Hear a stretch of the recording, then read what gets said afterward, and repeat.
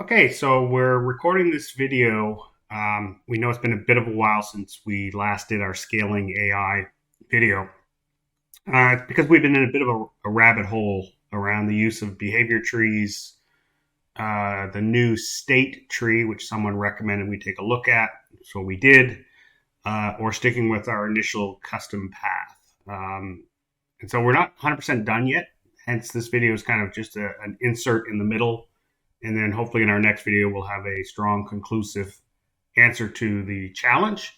But I wanted to get a few things out there because I'll forget a lot of this as we get deeper into making this work properly. So if you remember from our last video, we had evaluated the performance implications of the behavior tree versus the custom logic. And at the conclusion of that video, we said we're going to go ahead with the behavior tree. We're rethinking that thought process. We think we need both. So, a couple of things to think about here. Obviously, getting something to work is only step one, right? And quite often, once you have something working, it's about improving it for a variety of reasons, right? The first being performance, which was the one we talked about in the last video. But the second one will be for maintenance implications and having designers being able to work with the system without introducing a lot of programming complexities. And what we're finding with the behavior tree is that in order to get some of the results that we want, we're having to code too much behavior tree logic. It's somewhat inconsistent sometimes, and depending on how and hard to debug sometimes. And so we're stepping back and rethinking, maybe we do need some of that custom logic. So as usual, Unreal always has, or almost always has, multiple choices on how you solve a problem. And our problem was that the original logic that we had written was very bespoke. It was embedded in the pawn. It wasn't very modular, but it was performant. And so we wanted to step back and look at that again.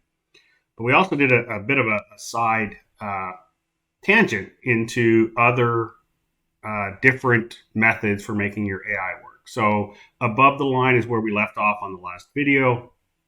We had our native code functioning in our pawn, and we had our behavior tree, which was mimicking that exact same logic, just using behavior tree tasks.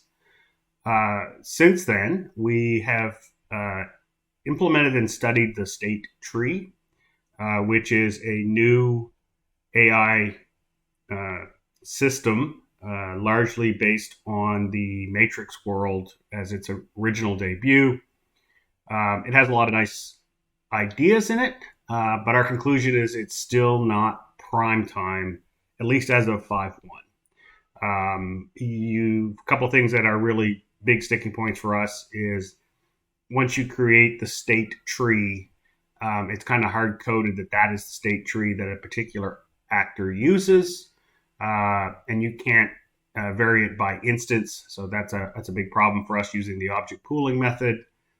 And you can't pass the state tree from our data structure in the spawner, and so that becomes a problem as well. So while we think state trees are long term probably a good addition to the suite, at this point it's too early for us to lock and load on. The other one we looked at was utility AIs. We had worked with the utility AI in another project. In fact, we have a utility AI up and running in a different project. The nice thing about utility AIs is they're very predictable. There are some plugins that exist out there. There are some tutorials out there. So there's a lot of good information around the utility AI model.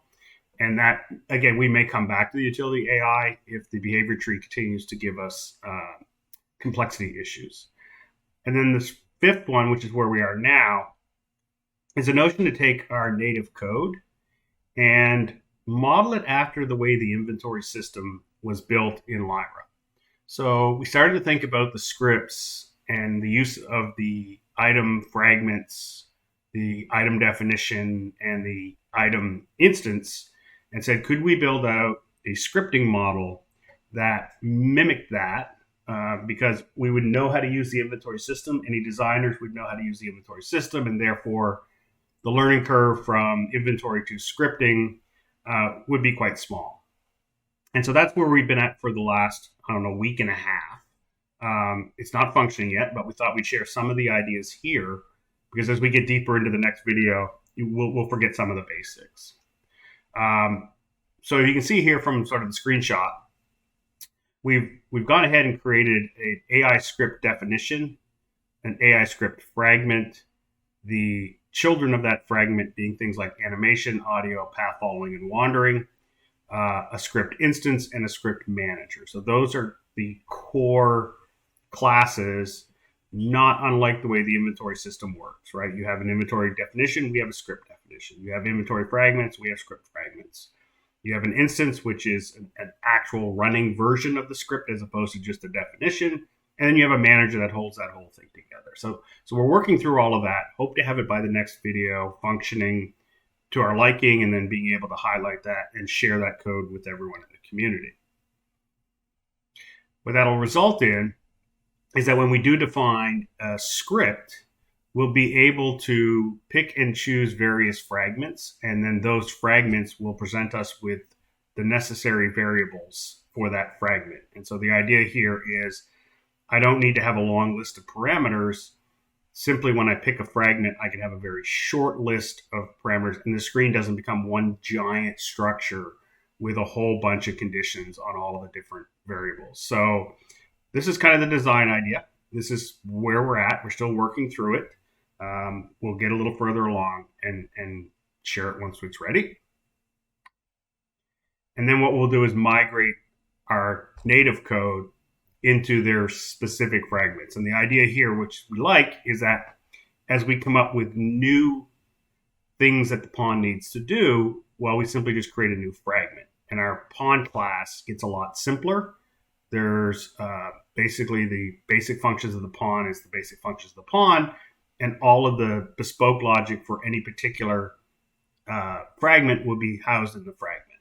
And that allows us to extend and expand upon the system in a very clean and natural workflow. And then we'll end up with a scenario where we just have one decision to make, right? Do we need a dynamic and complex AI? If we do, we'll probably pick the behavior tree, state tree, or utility AI, depending on where we land amongst those three. And if we don't need a complex AI and we just need something simple, predictable that a designer can script out, we'll end up using our scripting model. And so that'll be our very basic decision on all the pawns. And it should make it a whole lot easier to maintain and build out the platform. So the last decision we're struggling with right now is whether or not we want to run those scripts at the spawner level or on each individual pawn. Both have pros and cons. If we put the script on the spawner, we can manage interactions across multiple pawns.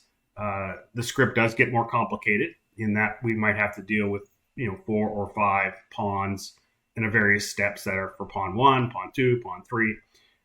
So the script gets a little more complicated, but the benefit is you can probably script out a bit more of a narrative using the spawner, and the spawner persists in the level, so there's no need to cache and uncache the data. The other side of that is we could put the script on each pawn, and you can still script out a narrative between multiple pawns, but you'll end up having them in separate scripts, and you'll have to sort of manage the timing mentally on how the two pawns might interact. You'll have to cache the data back to the spawner when the pawns are shut down, and then reset them back up when they're back on. So there's pros and cons of both. We haven't come to a final conclusion. We're kind of structuring the script module so we can add it to either. We might even add it to both, but we haven't kind of finalized that yet. But in the meantime, there are a bunch of things that we know the pawn needs to be able to do. And the pawn needs to be able to move around the nav mesh, right? So having the AI controller and the movement is still something that we need to do, and we've got that. That was done in our last video, so that's a check mark. We know we need to animate. Either that's an idle animation or through montages. We did that in the last video, so that's good. The next 3 that we needed to introduce is the audio component, so that we can play either sound effects or dialogue around the pawn. Now you could also do that with an anim notify on your animations, but probably having the flexibility to just play an audio in as well as the anim notify is probably beneficial. So we're go ahead and added the audio component to the pawn. We need some pawns to be interactable so that you could click on a pawn and have a widget pop up. So that's supported through the Interact interface. So we've gone ahead and added the Interact interface, and I'll walk through the code on each of these. We've added the Interact interface to the pawn. Some pawns are going to need to take damage and or give damage, and so they will require their own ability system and attribute sets. So those will be added to the pawn. And then finally, we'll have to have a nameplate, sort of a floating nameplate over a pawn for their name, their damage, maybe an icon if they have a quest or if they're a shop. So we're going to need a nameplate. Now, the current nameplate in Lyra is dependent upon having the Lyra controller and the health component, neither of which we have on our AI pawn. So we will likely code our own nameplate just for NPCs and attach that to the AI pawn as well. So those are the basic actions that a pawn is going to be able to do. And let's just take a quick look at the code. So the first thing, which is quite simple, adding the audio component, you simply add the audio component to your header file, and then in your constructor, we're creating the default sub-object for the audio component and attaching it so that it stays with the pawn. So not a lot there. For interaction, it's a bit more complicated. So if you remember from our last video, our AI pawn inherited from the Lyra pawn. We've now added the interface for the ability system and the interface for the interactable target. So both of these interfaces are necessary in order to perform our ability systems and our interactables. Then we've used this interactable option, which is what, when you open up the blueprint, is where you can define what gameplay ability is given to the player when they interact with it. We'll end up shifting this somewhere else later, but for now it's sort of required to make it work. So we've got that in there. And then you have to override this function, the gather interaction options, because of this interface. So this interface requires you to have this function, which will basically use this option field and execute the interact. So here's that function. Again, it's a very simple function. It uses the interaction builder, which is this being passed in here, and it adds the interaction of the option, which was this field that we've defined right here. So that'll allow us to be interactable. And then the last thing we need to do is add the ability system and the attribute sets. So one thing to note is the Lyra combat set was not included in the namespace for the Lyra game. So you have to go ahead and type that in this Lyra game API in order to be able to use it in another plugin. So we expose that via the Lyra game API. Then we need to add the ability system component in the header file, the health system, and the combat set in the header file of the AI pawn. We override the post init actor components so that we can initialize those values upon post initialization. And we have the two helper functions, the Lyra ability system, which returns a Lyra typecast ability system, and the standard ability system, which just returns the standard ability system component. So that's kind of the AI pawn. And then in the C++ file, in the constructor, you set up your ability system here. You set up your two attribute sets here. And then on your post init components, you make sure you have an ability system component, and then you initialize it to this and this. I believe in the Lyra character, it might be the player state and this, or one or the other. But in this case, we want this and this, so that the avatar and the actor are the same. And so that lets us do all those various activities. So once we get our script up and running, we'll be able to do all the things like interacting and dialogue, etc., with the AI pod. So hopefully that's helpful.